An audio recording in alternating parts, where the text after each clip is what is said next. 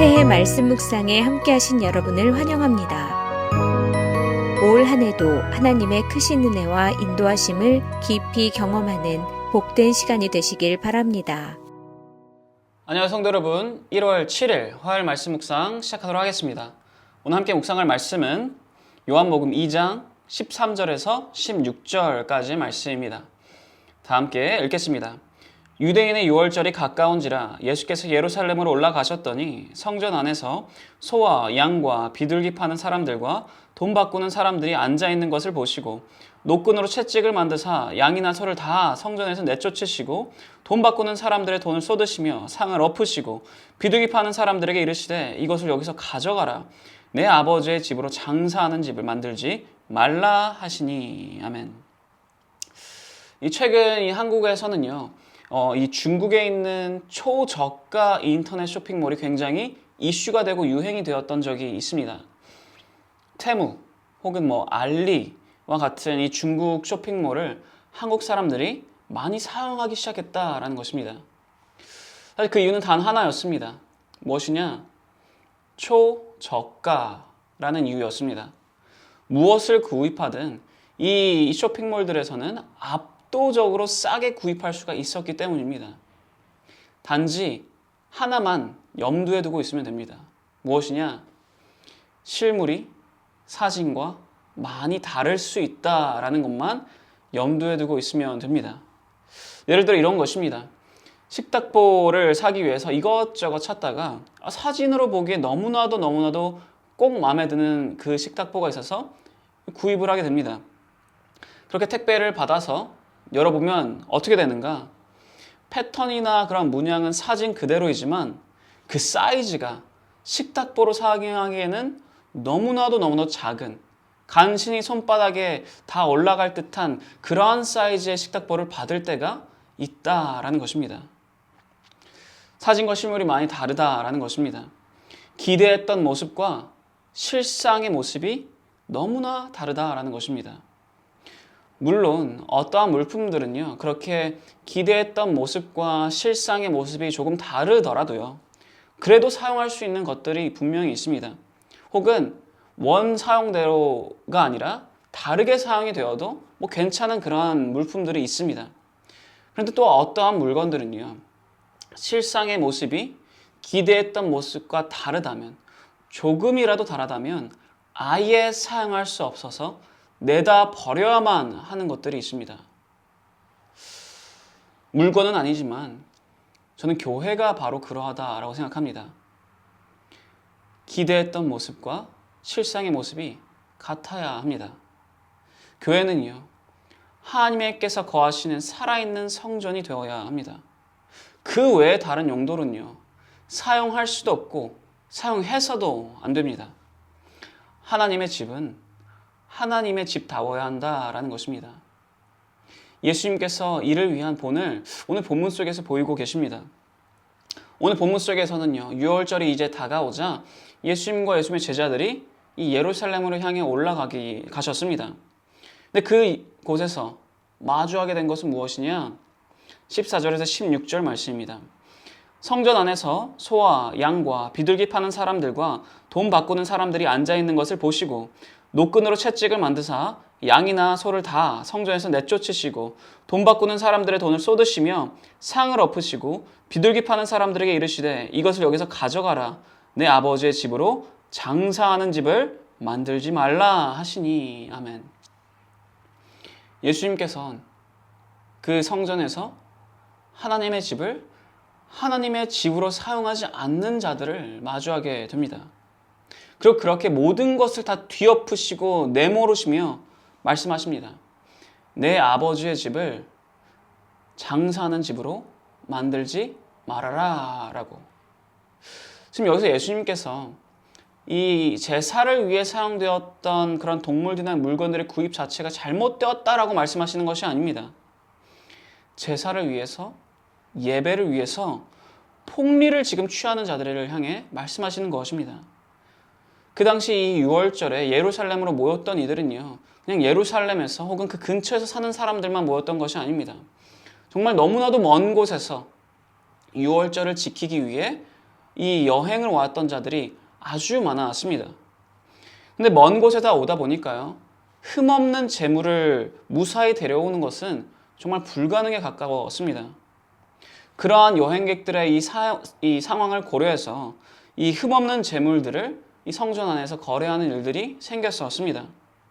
그런데 어느 순간부터 이것을 기회 삼는 자들 또한 생겼다라는 것입니다. 환전소가 생기고요. 그 환전소 안에서 값비싼 수수료를 매기기 시작합니다.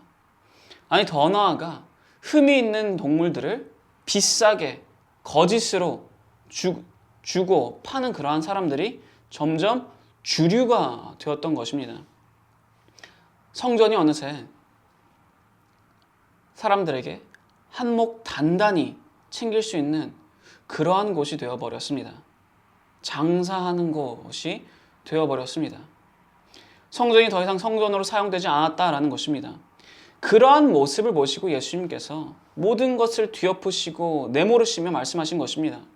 내 아버지의 집을 장사하는 집으로 만들지 말라라고. 하나님의 집은요, 오직 하나님의 집다워야 합니다. 그렇다면 하나님의 집답다라는 것은 도대체 무엇이냐? 하나님의 집은요, 하나님의 임재를 담는 곳입니다. 하나님께서 주인 되시는 곳이며 하나님의 임재를 통해서 하나님과 더욱더 친밀하고 깊은 교제를 나누게 되는 것이 바로 하나님의 집입니다. 기도가 이루어지는 곳이고요, 말씀이 선포되는 곳이며 교제가 이루어지는 곳이며 예배가 이루어지는 곳입니다. 기도, 교제, 말씀을 통해 예배를 통해 하나님의 임재를 더욱더 깊이 경험하는 것이 바로 하나님의 집이며 지금 이 시대의 교회입니다. 만약 교회가 이렇듯 하나님의 임재를 더욱더 깊이 경험하지 못하는 곳이 되어버렸다면 예수님께서 그러하셨듯 그 교회는 정화가 필요합니다. 근데 그렇다고요, 지금 당장 나가서 교회를 향해 손가락질을 하며 모든 것을 뒤엎어버리라 라는 말이 절대 아닙니다.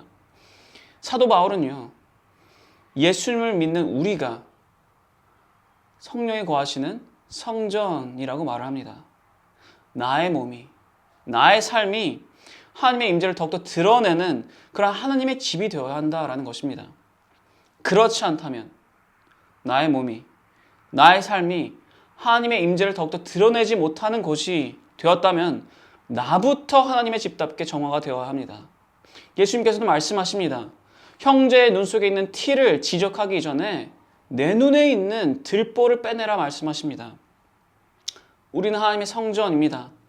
그렇다면 나부터, 나를 먼저 성전답게, 교회답게, 내 아버지의 집답게 세워야 합니다. 나부터 하나님의 임재를 사모하며 나부터 하나님과 친밀하고 깊은 교제를 나의 삶 속에서 나눌 수 있어야 한다라는 것입니다. 이미 예수님께서는 이러한 나를 위하여, 이 성전을 위하여 모든 것을 뒤엎으셨습니다. 몰아내셨습니다. 십자가에서 흘리신 피로 말미암아 몰아내시고 정화를 이루셨습니다.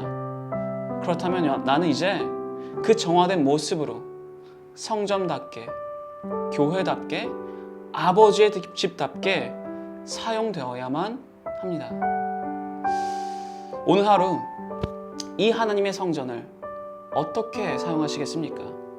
무엇을 위해 사용하시겠습니까? 무엇을 이루시겠습니까? 기도와 말씀과 예배를 통해 하나님의 집답게 나 자신이 사용되기를 바랍니다. 오늘 하루 하나님 집답게 하나님의 임재를 누리며 하나님과 더욱더 친밀한 그리고 깊은 교제를 나눌 수 있도록 기도로, 말씀으로 예배를 더욱더 사모하며 그 예배로 나아가시는 모든 성도 여러분 되시기를 축원합니다. 기도하겠습니다. 하나님 아버지 감사드립니다. 나야말로 하나님께서 거하시는 성전이며 교회임을 믿습니다. 그리고 그렇기에 교회가 교회답게, 하나님의 집이 하나님의 집답게 사용되기를 간절히 소망합니다. 나의 삶 속에서 하나님의 임재가 더욱더 드러나기를 소망합니다. 나의 삶 속에서 나의 이 모든 삶이 더욱더 하나님과 친밀해지고 깊은 교제가 이루어질 수 있는, 그렇게 사용될 수 있는 하나님의 집이 되기를 소망합니다. 그러기 위해 기도와 말씀과 예배로 나아가오니 그 기도와 말씀과 예배 속에서 더욱더 하나님과 친밀해질 수 있는 기회가 될 수 있도록 허락하시고 인도하여 주셔서 감사드립니다. 이 모든 기도 살아계신 예수 그리스도의 이름으로 기도해 주옵나이다. 아멘. 화요일 기도 제목으로 기도하기를 바랍니다. 첫 번째로 다 함께 기도하였으면 하는 것은 교역자분들의 가정과 사역을 위해서 기도해 주시기 바랍니다. 교역자분들께서 성령 충만함으로 말씀을 준비하시고 그렇게 사역을 감당하실 수 있도록, 그리고 교역자분들의 가정과 그분들의 자녀들을 주님께서 지켜주시도록 기도해 주시기 바랍니다. 두 번째로 다 함께 기도하였으면 하는 것은 화요 중보기도 모임을 위해서 기도해 주시기 바랍니다.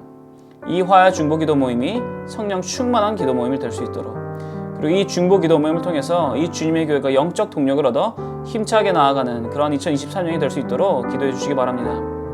그리고 마지막으로는 선교사님들을 위해서 기도해 주시기 바랍니다. IT의 박동환 선교사님, 우즈벡의 강세르게 이산 선교사님, 러시아의 김성종 선교사님, 이분들의 사역과 이분들의 가정을 위해서 다 함께 기도해 주시기 바랍니다. 다 함께 기도하겠습니다.